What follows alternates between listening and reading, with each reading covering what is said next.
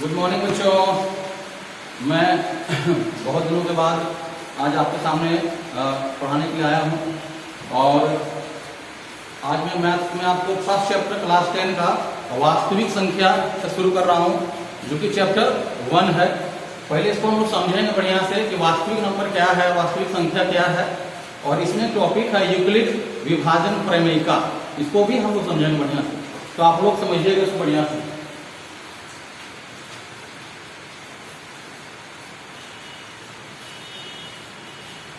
Euclid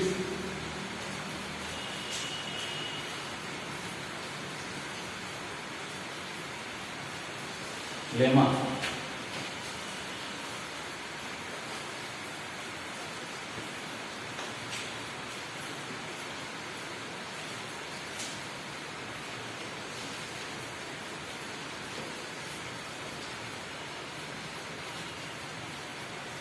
प्रमेयिका, इसको यही chapter का नाम है। एनसीईआरटी में खोलिएगा चैप्टर 1 तो आपको यही मिलेगा। आर डी शर्मा खोलिए यही मिलेगा, और आर एस अग्रवाल खोलिएगा तो भी आपको यही मिलेगा। तो आइए हम लोग समझते हैं पहले ऊपर का हेडिंग। ऊपर का हेडिंग दिया हुआ है वास्तविक संख्या। थोड़ा सा हम लोग इसको रिवाइज कर लेते हैं। आप लोग क्लास 8 में, क्लास 9 में इसको पढ़ चुके हैं। मैं आपको थोड़ा सा इसको रिवाइज करवा देता हूँ। वास्तविक संख्या, इसको हम बोलते हैं रियल नंबर। थोड़ा सा पर फोकस करेंगे, ध्यान समझिएगा। वास्तविक संख्या क्या होता है? वैसी संख्या है जिसमें हम लोग रियल नंबर को दिखा सके और रेशनल को दिखा सके और इरेशनल नंबर को दिखा सके। रेशनल नंबर और इरेशनल नंबर को हम लोग दिखा सके, मतलब collection of rational number and irrational number. अब यहां पर आपको थोड़ा समझना पड़ेगा। देखिए, हम इसको इस तरह समझते हैं, खराब बना। ये क्या हो गया? Rational number. रेशनल नंबर का मतलब क्या होगा हिंदी में? परिमेय संख्या। परिमेय संख्या। और ये क्या हो गया बच्चों? इरेशनल नंबर, मतलब अपरिमेय संख्या। अपरिमेय संख्या। थोड़ा सा हम लोग ज्यादा समय इस पर नहीं लेंगे, थोड़ा समय लेंगे। रेशनल का मतलब क्या होता है? जिसे हम लोग P/Q के रूप में लिख सकते हैं। P/Q के रूप में हम लोग लिख सकते हैं। We can write in the form of P/Q। This is a rational number. Example 2/3, 4/3। Irrational number जिसको हम लोग P/Q के रूप में नहीं लिख सकते हैं। What is the P/Q? मैं बार बार बोल रहा हूं P/Q। P/Q का मतलब होता है अंश बटा हर। P/Q जो मैं लिख रहा हूं, ये क्या है बच्चों? अंश बटा हर। लेकिन आप इसमें आप ख्याल रखिएगा कि जब भी आप नीचे Q लिखते हैं, मतलब हर जो है, हर ये 0 के बराबर नहीं होगा। आप इसको याद रखिएगा। रेशनल नंबर में मतलब परिमेय संख्या में ये 0 जो है, आपका हर जो है वो 0 के बराबर नहीं होगा। मतलब डिनोमिनेटर जो है सो 0 के बराबर नहीं होगा। मतलब Q 0 के बराबर नहीं होगा। क्यों सर, ऐसा क्यों होगा? इसका रीजन है कि जैसे ही हम 0 अगर नीचे लिख देते हैं, सपोज कीजिए कि 1/0 लिखे, इसका मतलब हो गया कि हम उसको परिभाषित नहीं कर सकते हैं। अभी तक उसका कोई सोल्यूशन नहीं खोजा गया है। चलिए मैं थोड़ा सा और बताता हूं इसमें। सपोज कीजिए कि मैंने 1/0 लिखा, 0/0 लिखा और 0/5 लिखा, 0/5 लिखा। इस तीनों में क्या डिफरेंस है? What is difference between them? तो 1/0 दैट मींस ये अपरिभाषित है। ये क्या है बच्चों? अपरिभाषित है। ये इसको हम डिफाइन नहीं कर सकते। 0/0 ये भी अपरिभाषित है, क्योंकि नीचे 0 है। आप इसको कभी भी 0 नहीं समझिएगा कि 0/0 है, 0 हो जाएगा। और यहां पर मैंने क्या लिखा है बच्चों? 0/5 दैट इज 0। 0/5 मतलब 0। मतलब क्या होगा कि नीचे 0 नहीं होना चाहिए। डिनोमिनेटर में मेरा 0 कभी भी नहीं होना चाहिए। अगर 0 होता है तो वो अपरिभाषित होता है। उसको अभी तक हम लोग जो है सो उसका सॉल्यूशन नहीं खोज पाए हमारे मैथमेटिशियन। तो चलिए, ये तो हमारा आज ये छोटा सा ये टॉपिक था, इसमें हमको बता दिया आपको। तो वास्तविक संख्या एक बार फिर से रिवाइज करते हैं। वास्तविक संख्या that means collection of rational number and irrational number. Hindi में बोलेंगे तो परिमेय संख्या और अपरिमेय संख्याओं का संग्रह जो है सो रैशनल नंबर होगा, रियल नंबर होगा। इसमें हमने आपको बताया कि रैशनल नंबर क्या होता है। अब इरेशनल नंबर क्या होता है, जिसको हम लोग p/q के रूप में नहीं लिख सकते हैं। जैसे एग्जांपल देखिए, बहुत आसान है। √2, √3, √5, √7 etc। इसको हम लोग, आप लोग क्लास 9 में पढ़ चुके हैं, इसको हम लोग p/q के रूप में इसको हम लोग नहीं कन्वर्ट कर सकते हैं। तो ये टॉपिक तो नहीं है। अब हम लोग इसमें आते हैं, यूक्लिड डिवीजन लेमा क्या है, ये देखते हैं हम लोग। आप लोग ध्यान से समझिएगा बच्चों। अगर वीडियो समझ में नहीं आता है तो इसको बार बार देखिएगा, थोड़ा बुक देखिएगा तो आपको ज्यादा समझ में आएगा। उसके बाद भी अगर समझ में नहीं आता है तो आप हमारे सर को बोलिए, कांटेक्ट कीजिए, हम आपको ज्यादा समझाएंगे। देखिए, अब आ जाइए, हम लोग जो चैप्टर क्लास 10 में पढ़ना है इस पर ज्यादा फोकस करना है, वो तो क्लास 9 का था। आइए हम लोग इसको समझते हैं कि आखिर इसका क्लास 10 में जरूरत क्यों पड़ा। यूक्लिड, हु वाज यूक्लिड, कौन थे, what is division, what is lemma, और हिंदी में प्रेमिका। मैं कोशिश करता हूं दोनों हिंदी इंग्लिश दोनों बताने के लिए, ताकि जो भी बच्चे इसको देखें, चाहे वो सीबीएसई के हो या जैक बोर्ड के हो, उनको सब कुछ समझ में आ जाए। तो पहले समझिए यूक्लिड कौन थे, what is division, what is lemma. Euclid एक ग्रेट मैथमेटिशियन थे, मेरा जैसा कह सकते हैं आप लोग। तो एक महान गणितज्ञ थे। मैं उतना बड़ा नहीं हूं, अभी थोड़ा हूं। ये डिवीजन है। डिवीजन मतलब आपको मैंने हिंदी लिखा है विभाजन, और विभाजन मतलब हम लोग जान रहे हैं, क्लास 3-4 से पढ़ रहे हैं, डिवाइड करना, भाग देना। और यहां पर एक नया वर्ड यूज हो रहा है, what is the lemma, lemma प्रेमिका। ये क्या है, इसको बहुत जरूरी है समझना, उसके बाद ही हम लोग आगे बढ़ेंगे। तो चलिए आइए देखते हैं हम लोग लेमा।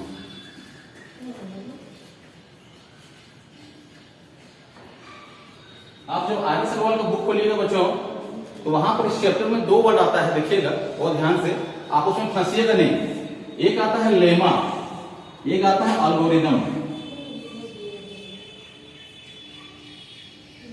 ये दोनों को समझना बहुत जरूरी है, वरना बहुत सारे बच्चे कंफ्यूज कर जाते हैं। बच्चे आर्य सगवाल पढ़ते हैं, आर्य सगवाल पढ़ते हैं। एनसीईआरटी में तो इसका रूट यूज बहुत कम किया है, लेकिन समझेंगे हम लोग, ताकि आप क्वेश्चन बने, चाहे आप एनसीईआरटी पढ़ें, आर्य सगवाल पढ़ें, आर्य सगवाल पढ़ें, आपका सारा क्वेश्चन डील हो। तो आइए हम लोग इसको पहले समझते हैं, इसको समझेंगे।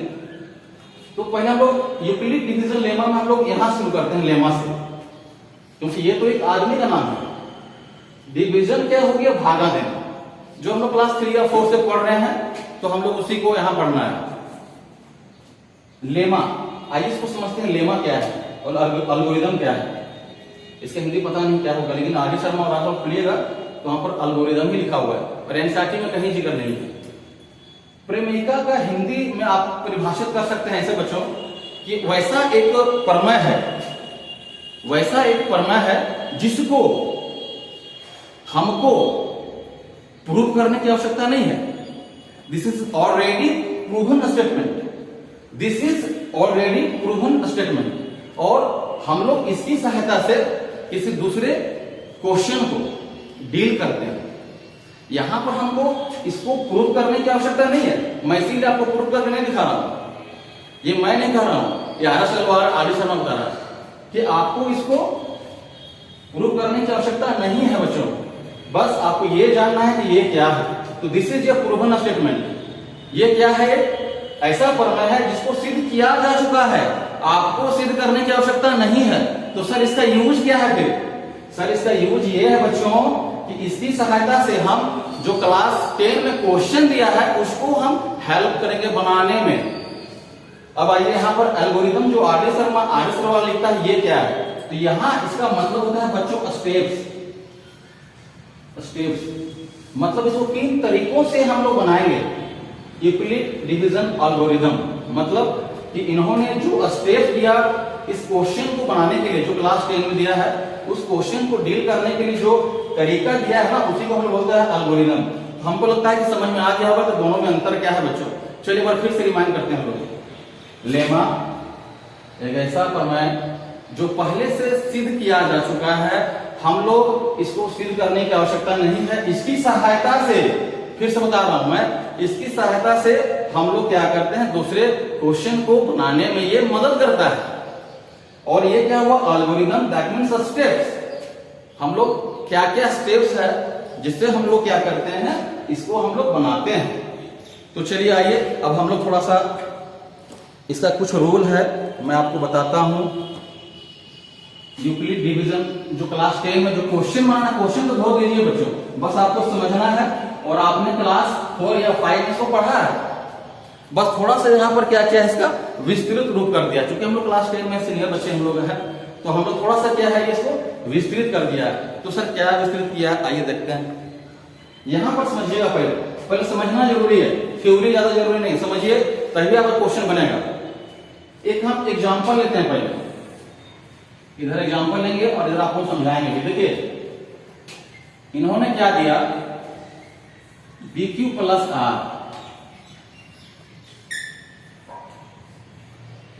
ये लाइन आपको लिखना बहुत जरूरी है।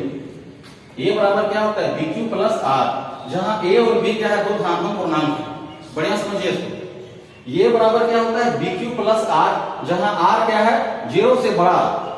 R क्या होगा बच्चों, 0 से बड़ा और बराबर, और B से छोटा होगा। इसको बढ़िया से ध्यान समझिएगा, क्योंकि आप जहां भी इस क्वेश्चन को बनाइएगा आपको ये लाइन लिखना बहुत ही आवश्यक नंबर करेगा आपको। ये बराबर क्या होगा, बराबर BQ प्लस R, जहां R क्या होता है, 0 से बड़ा और बराबर भी होगा बच्चों, और B से छोटा होगा। चलिए एग्जांपल हम लेते हैं, इसमें हम लोग और डिस्कस करेंगे। सपोज कीजिए R का मान, अगर हमने, देखिए अगर हमको इसका रिमाइंडर निकालना है, सपोज कीजिए कि R, इसमें B का मान दिया हुआ रहेगा आपके क्वेश्चन में। सपोज कीजिए कि हाँ मैंने 6 ले लिया, समझिए पहले हमको R निकालना रहता है। तो अगर ये क्या बोले कि 0 से बड़ा होगा, बराबर होगा, B से छोटा होगा। अगर हमने अगर R हमको निकालना है, सपोज कीजिए मैं एग्जांपल दे रहा हूं, अगर यहाँ 6 दिया हुआ है, 6 दिया हुआ है, तो what is the value of R, आप R कैसे निकालिएगा। तो इसका मतलब हो गया बच्चों का R का मतलब हो गया 0, 1, 2, 3, 4 और ये 5 होगा बच्चों। इसको बढ़िया से देखिए, मतलब जितना हम लेंगे उससे एक कम लेंगे। अगर 6 तक गया है बच्चों तो 5 तक, अगर 7 के लिखा है यहाँ पर, बढ़िया देखिए अगर यहाँ 7 है तो यहाँ क्या लिखेंगे, 6, 0, 1, 2, 3, 4, 5, 6। तो यहाँ पर हम 0 क्यों लिख रहे हैं, क्योंकि यहाँ पर दिया हुआ है कि R क्या लेंगे बच्चों, 0 से बड़ा होगा और 0 के बराबर भी होगा, इसलिए हम लोग क्या लेंगे, R 0 लेंगे। तो आइए हम लोग थोड़ा इसमें और ज्यादा हम लोग डीप जाते हैं कि सर ये आया कहां से। इन्होंने जो यूक्लिड जो थ्योरम दिया, जो दिए इन्होंने, ये आया कहां से। तो आइए हम लोग पहले उसको देखते हैं, फिर हम लोग क्वेश्चन बनाएं। क्वेश्चन तो बहुत आसान है, अगर आप इसको समझ जाते हैं तो बहुत इजी बना लीजिएगा। देखिए हम लोग बचपन में पढ़े हैं, चलिए मैं आपको यहां बता रहा हूं। सपोज कीजिए कि 6 को 5 से डिवाइड करना है, 6 को 5 से डिवाइड करना है। 1 बार में जाएगा बच्चों, यहां क्या आएगा, 1 आएगा। इसका मतलब क्या हुआ, देखिए ये पोर्शन क्या कहलाता है, ये पोर्शन क्या कहलाता है, तो ये पोर्शन जो है सो देखिए इसी को हम लोग लिखते हैं, यहां पर लिखा जा रहा है A, इसी को हम लोग क्या लिख रहे हैं, ये क्या लिख रहे हैं बच्चों, B, ये क्या लिखा रहा है, Q, और ये क्या लिखा रहा है, R। तो ये बराबर क्या हो गया, BQ प्लस R। ये बराबर क्या हो गया, BQ, और ये रिमाइंडर हो गया, ये क्वेश्चन हो गया, हम लोग जानते हैं इसको, पहले से जानते हैं, बहुत जूनियर क्लास हम लोग पढ़े हैं, इसलिए मैं ज्यादा इसमें डीप नहीं जा रहा हूं। ये बराबर क्या हो गया, BQ प्लस R, इसको याद रखिएगा।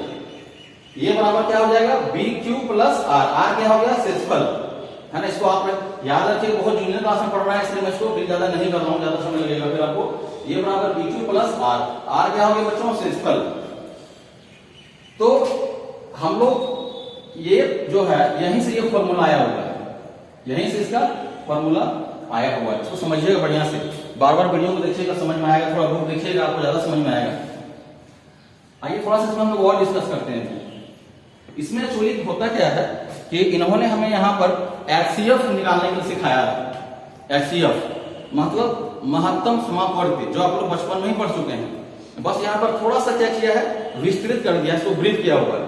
तो एक लेकिन इसका हम लोग एचसीएफ जो बचपन में सीखे हैं ना, उसी का यूज से बनेगा बच्चों। यार अगर आप एचसीएफ नहीं जानते हैं तो आपका नहीं बनेगा। चलिए मैं आपको फिर से उसको रिवाइज करवा रहा हूँ।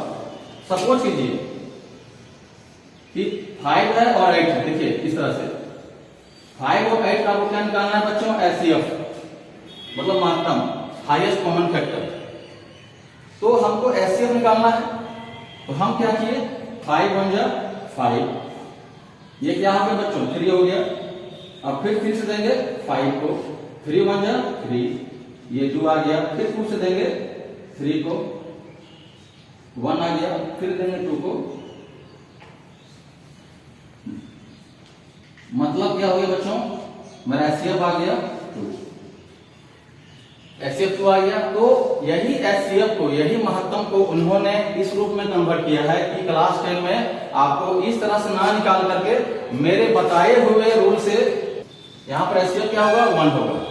ठीक है, तो इसका तो क्लास 10 में जो हम लोग पढ़ा रहे हैं ना, इसको, इसका यूज है यहाँ पर भी यूज है बच्चों, इसको यहाँ भी यूज है। और इस तरीके से बनाना है। अगर आप सिर्फ एचसीएफ इस तरीके से बना देते हैं ना एग्जाम में, तो आपका मार्क्स कट जाएगा, आपको एक भी मार्क्स नहीं मिलेगा। तो चलिए हम लोग एक क्वेश्चन लेते हैं खुद से, और इस तरीके से आपको हम समझाते हैं कैसे बनेगा, और एग्जाम में आप वैसे ही बनाइएगा और घर में आप प्रैक्टिस कीजिएगा बच्चों। चलिए आइए हम लोग देखते हैं। क्वेश्चन लेता हूं मैं खुद से, और आप कोशिश कीजिएगा सीखने के लिए। नहीं समझ में आता है तो फिर से वीडियो को बार बार देखिए, समझ में आना चाहिए, बहुत इजी है। एक क्वेश्चन मैं खुद लेता हूं जो एनसीईआरटी से है। क्वेश्चन नंबर एक्सरसाइज 1.1 समझिए। इस क्वेश्चन नंबर 1 में आप देखिएगा 3 क्वेश्चन है। 1 में 3 क्वेश्चन है जो बहुत ही इजी है। तो चलिए मैं एक क्वेश्चन आपको बना के दिखाता हूं। आप कोई भी क्वेश्चन ले लीजिए, कुछ समझिए किस तरह से क्वेश्चन है। ये क्वेश्चन है, और एग्जाम जो आप बुक देखिए उसमें लिखा हुआ है कि यूक्लिड विभाजन प्रमेयिका की सहायता से आप एचसीएफ याद कीजिए। क्या क्या करना है बच्चों, एचसीएफ। इसको बनाने के लिए सबसे पहला तरीका यह है कि आप ये पहले देखिए कि इसमें दोनों में बड़ा कौन है। ये दोनों में बड़ा कौन है बच्चों, कि बड़ा मेरा ये हो गया। आप बड़ा का साइन अगर देना चाहते हैं तो दे सकते हैं, और भी अच्छा रहेगा। ये मेरा बड़ा हो गया। हम इसको किस तरीके से बना रहे हैं बच्चों, यूक्लिड डिवीजन लेमा से। तो अगर आप उसको एक लाइन अगर लिख देते हैं ना तो और अच्छा है, और अच्छा है। मतलब जो भी टीचर आपका परीक्षा में कॉपी चेक करेंगे उनको बहुत ही अच्छा लगेगा, बहुत अच्छा फील होगा। तो चलिए हम लोग भी लिखते हैं यूक्लिड विभाजन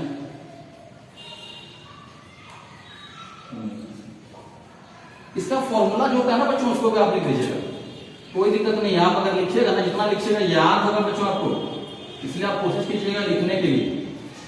नहीं भी लिखेंगे तो भी चलेगा, लेकिन लिखिएगा ना तो बहुत अच्छा होगा। ये मैंने फॉर्मूला लिख दिया। अब इसको हमको बनाना है,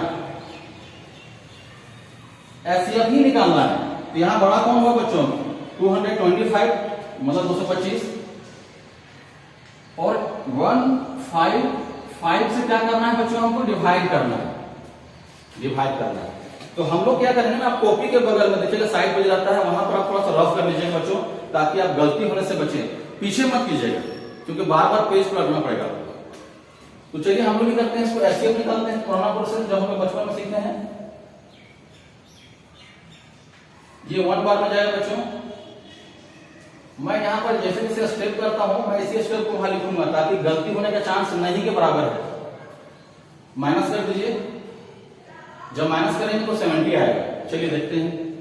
तो 155 से हम लोग ये स्कोर पे क्या आ गया बच्चों, 1 आ गया, और शेषफल पर कितना आया, 70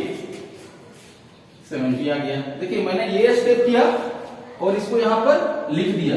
ये जो स्टेप लिखने का जो तरीका है ना, इसी को बोलते हैं एल्गोरिथम ना, स्टेप्स। तो इन्होंने जो तरीका दिया है यही तरीका है कि इस तरीके से भैया आप एचसीएफ निकालिए क्लास 10 में, बच्चों में निशानी निकालिएगा, मार्क्स कटेगा। मैंने एक स्टेप लिख दिया।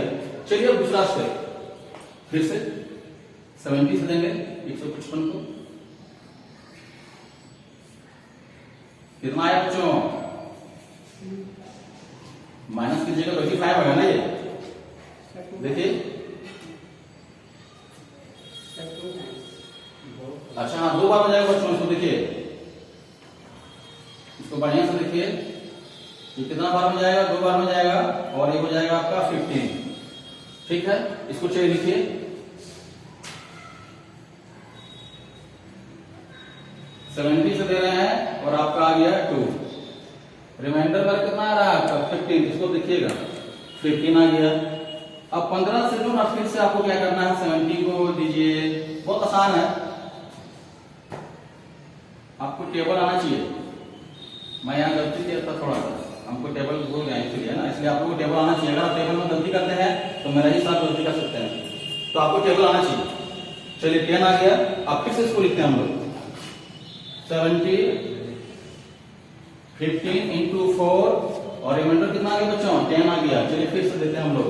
अब 10 से देंगे हम लोग किसको? 15 को। कितना बार में जाएगा बच्चों? 5 बार में जाएगा सर। चलिए ठीक है,